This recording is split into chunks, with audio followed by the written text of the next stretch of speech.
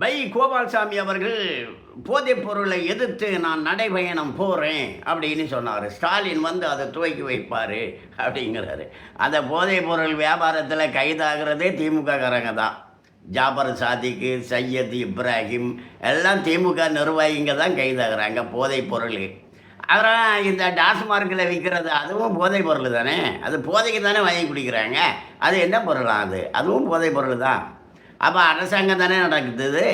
அப்போ போதைப் பொருளை எதிர்த்து நடைபயணம் போகிறேன்னு சொன்ன உடனே ஸ்டாலின் வைகோவை பார்த்து அப்படியெல்லாம் பண்ணாதுங்க, நம்ம பொழப்பே அதான், அதில் தான் உங்களுக்கு பங்கு தர்றோம் நாங்கள், நீங்கள் எப்படி இதை எதிர்த்து போவீங்க, என்ன வயசான பிறகு உங்களுக்கு என்ன புத்தி குழம்பி போச்சா அப்படின்னு கேட்டிருப்பாருன்னு நினைக்கிறோம்.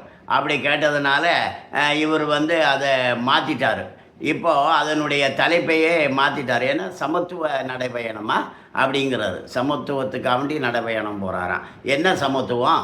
அப்போ ஸ்டாலினுக்கு பையன்தான் துணை முதலமைச்சர். அப்போ